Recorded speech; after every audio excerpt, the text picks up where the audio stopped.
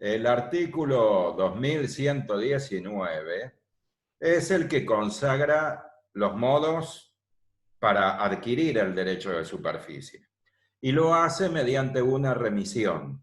Remite a dos de los modos consagrados en las disposiciones generales, es decir, en el título primero de nuestro libro cuarto de derechos reales. Y no son otros que la teoría del título suficiente y el modo suficiente, es decir, el principio general para la adquisición de derechos reales entre vivos y cuando esta adquisición es derivada. Y también a la prescripción adquisitiva, pero se adelanta ahora que no a todos los tipos de prescripción, sino solamente la prescripción adquisitiva breve, es decir, la que se produce en el plazo de 10 años. Para un análisis un poco más exhaustivo voy a compartir una pantalla con un gráfico y con algunas normas.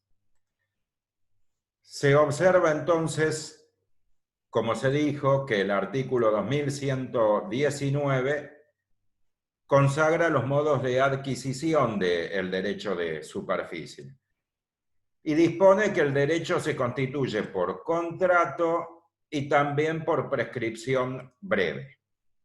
Cuando alude a la adquisición por contrato, es decir, en el primero de los modos que se mencionan, debe entenderse que alude a toda la aplicación del artículo 1892, que es el que consagra la teoría del título suficiente más el modo suficiente.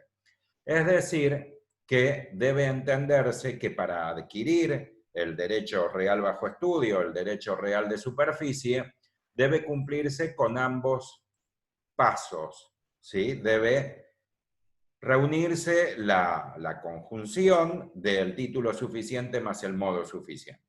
Entonces, el título suficiente, recuérdese que es el acto jurídico que cumple con tres requisitos, dos requisitos de fondo y un requisito de forma.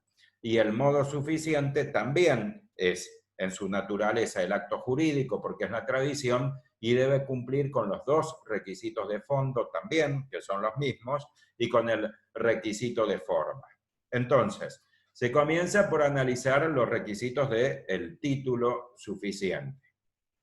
Y el primer requisito de fondo, que es la legitimación, ha sido consagrado en el artículo 2118. Y véase que se dispone que están facultados, es decir, legitimados, es decir, autorizados, para constituir el derecho de superficie, los titulares de dominio, condominio y propiedad horizontal. Los titulares de dominio es clarísimo que están legitimados, puesto que se viene poniendo y se cita en todos los ejemplos, pero eso se apunta justamente a no quedarse con el ejemplo y tener en cuenta que también hay otros casos en los cuales los sujetos están legitimados. Y se indica en esta norma los titulares de dominio y los titulares de propiedad horizontal, que deben tomar una decisión unánime. Entonces, y por poner ejemplos, los condóminos de un inmueble, de un predio, de un campo, por unanimidad, pueden transmitir la superficie a otra persona, por ejemplo, con el destino a forestación. Y los propietarios de un inmueble afectado al régimen de propiedad horizontal, por ejemplo, de un edificio céntrico, reunidos en asamblea y por decisión unánime, también pueden transmitir la superficie, la parte que está por encima de la edificación del edificio, a otra persona física o jurídica para que, por ejemplo, realice una sobreedificación o una planta transmisora de radio o una pequeña torre de control con un helipuerto, es decir, para cualquier tipo de finalidad que se requiera o que sea apta la sobreedificación, es decir, el objeto del derecho real de superficie. Y además debe tenerse en cuenta que los tres derechos reales que siguen en orden a la propiedad horizontal, es decir, el conjunto inmobiliario, el tiempo compartido y el cementerio privado, son especies de propiedad horizontal, con lo cual deben considerarse comprendidos estos derechos reales con la mención del género, con la mención de propiedad horizontal. En definitiva, los legitimados para constituir superficie son los titulares de 6 derechos: dominio, condominio, propiedad horizontal, conjunto inmobiliario, tiempo compartido y cementerio privado. Es decir, que encuadra perfectamente en la aplicación del principio nemo plus iuris, que consagrado legislativamente en el artículo 399, indica que los derechos reales se constituyen desde arriba hacia abajo. Por lo tanto, para constituir superficie, que es el séptimo derecho real, se requiere ser titular, para estar legitimado se requiere ser titular de alguno de los 6 derechos reales que están por encima. Es muy fácil de deducirlo. Y luego debe pasarse al segundo requisito de fondo del título suficiente, que es la capacidad. Y la capacidad que se requiere es la capacidad para disponer de los bienes. Es decir, que se debe actuar en el otorgamiento del acto jurídico con plena capacidad civil. No se puede ser persona demente, es decir, que carece de facultades mentales, ni tampoco persona con facultades mentales reducidas, puesto que la constitución de superficie, como se trata de un derecho real sobre cosa propia, configura un acto de disposición, y para otorgar actos de disposición se requiere plena capacidad civil. Entonces quedan analizados los dos requisitos de fondo del título suficiente. Y el tercer requisito, es decir, el requisito de forma, es clarísimo que debe otorgarse este acto jurídico por escritura pública. Esto es así, puesto que el objeto del derecho de superficie siempre es un inmueble, porque es el volumen ubicado encima de un terreno. Y sabido es que todos los derechos reales sobre inmuebles deben otorgarse por escritura pública, puesto que ya es muy conocido el artículo 1017, que así lo establece en el inciso primero indicado con la letra A. Luego debe pasarse al análisis de los 3 requisitos que se exigen para el modo suficiente. Los 2 requisitos de fondo son comunes, es decir, que el modo suficiente requiere que el otorgante del título conserve su legitimación, es decir, la titularidad de alguno de los 6 derechos mencionados, y también su capacidad, es decir, la aptitud para disponer de sus bienes. Y en cuanto a la forma, recuérdese que el modo suficiente consiste o se cumple mediante la entrega física, la entrega material de la posesión, es decir, lo que se conoce como la tradición, suele decirse traditio, conservando el viejo término en latín. Y se admite también, va de suyo, los 3 modos de tradición ficta o ficta traditio, que se conocen con el nombre de traditio brevi manu, traditio longa manu y constitutum possessorium, que han sido indicados en el mismo artículo en el 1892.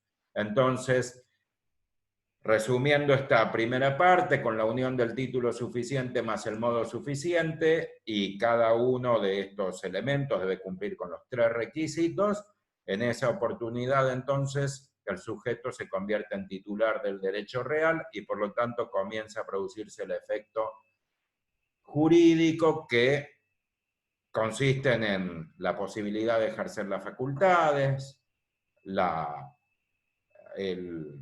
imputación de la responsabilidad y la generación de las obligaciones que derivan de precisamente la titularidad del derecho real. En cuanto al segundo modo de adquirir mencionado, que es la prescripción adquisitiva, debe tenerse en cuenta que expresamente se ha descartado la posibilidad de aplicar la prescripción adquisitiva larga o bicenal, que se llama usucapión. Y sí se ha permitido, sí se ha consagrado, en el párrafo que se destaca, la prescripción adquisitiva breve. Debe recordarse en esta oportunidad que la prescripción adquisitiva breve requiere 10 años de posesión con justo título y buena fe. Y cabe también recordar que el justo título es un título nulo, a pesar de que el nombre induce a lo contrario, porque el título válido se llama título suficiente. El justo título es un acto jurídico que cumple con la forma, es decir, es una escritura, pero que adolece de un defecto de fondo, es decir, que no cumple con la legitimación o con la capacidad que se requiere en el otorgante. Entonces, puede tomarse como ejemplos, los dos ejemplos, para la aplicación de la prescripción adquisitiva breve, el caso en el cual el titular de dominio de un inmueble, pero que es demente, otorga la escritura a favor de una persona, la escritura para convertirlo en superficiario. Este sujeto, entonces, en tal caso, claro está que no puede considerarse superficiario porque no es titular de derecho real, porque no cuenta con el título suficiente. Pero sí tiene la posesión, luego de recibir la traditio, por supuesto, el justo título, es decir, el acto jurídico que cumple con la forma porque es escritura, cumple con la legitimación, pero no con la capacidad, porque fue otorgado por un demente, y la buena fe, suponiendo que la demencia no fue notoria. Entonces, este título defectuoso, cuando transcurren 10 años de posesión, se convierte en título válido, se sanea ese justo título. Es decir, que el poseedor se convierte ahora sí en titular del derecho real de superficie. Y el segundo ejemplo de prescripción adquisitiva breve se configura cuando el acto jurídico es nulo porque falta la legitimación. Por ejemplo, si una persona que no es titular de dominio, pero se hace pasar por el dueño mediante documentación apócrifa, otorga la escritura a favor del sujeto, entre comillas, superficiario. En este caso, este sujeto técnicamente no es considerado superficiario porque no es titular de un derecho real, porque no cuenta con el título suficiente, pero sí tiene en su poder el justo título, es decir, la escritura otorgada por una persona que es capaz, pero que carece de legitimación.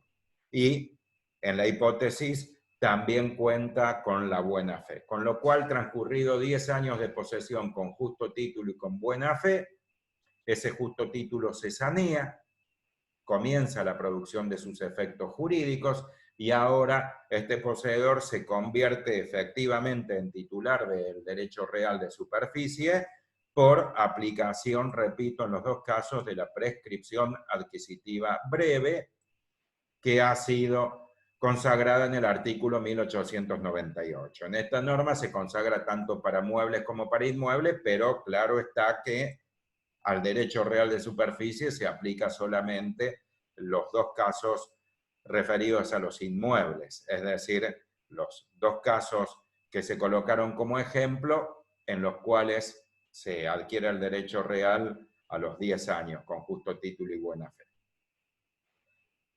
Ya fueron entonces analizados los dos modos de adquisición que se aplican por la expresa remisión del artículo 2119. Dejo de compartir la pantalla para hacer una aclaración final. Y la aclaración que resta formular es que existe una tercera forma de adquirir el derecho real de superficie, que no ha sido mencionada por omisión en el artículo 2119, pero que sí está consagrada en los principios generales. Me refiero Claro está, el artículo 1894 que consagra los casos de adquisición legal. Y en la última parte, esta norma, el artículo 1894, alude a la adquisición de los derechos reales cuando el sujeto es adquirente o subadquirente de buena fe. Esto significa, o esto consagra una remisión al artículo 392, que resulta aplicable a los derechos reales sobre inmuebles y por lo tanto también a la superficie. Y dispone que por imperio legal adquiere el derecho real el sujeto que resulte ser subadquirente de un derecho real sobre un inmueble de buena fe y por título oneroso cuando lo recibe de una persona que a su vez lo adquirió pero por un título nulo. Entonces, supóngase que yo soy el titular de dominio, pero soy demente y constituyo superficie a favor de una persona, que técnicamente no es superficiaria porque el título es nulo, pero a su vez este lo transmite a un subadquirente, es decir, a otra persona, por un título oneroso, es decir, que este subadquirente realiza una contraprestación y además es de buena fe, entonces en esa hipótesis se adquiere el derecho real de superficie, lo adquiere este subadquirente de buena fe y por título oneroso por cumplir con todos los requisitos consagrados en el artículo 392, al cual se llega, repito, por la remisión consagrada en el artículo 1894, última parte, ¿sí? Es decir, el artículo que está emplazado en las disposiciones generales de los derechos reales. Con lo cual, en definitiva, los modos para adquirir el derecho real de superficie son tres. La aplicación de la teoría del título suficiente y el modo suficiente, la prescripción adquisitiva breve, y un caso de adquisición legal. Los tres modos consagrados en las disposiciones generales. Espero que les haya sido ilustrativa esta exposición y doy las gracias a quien me haya dedicado su tiempo. Hasta la próxima.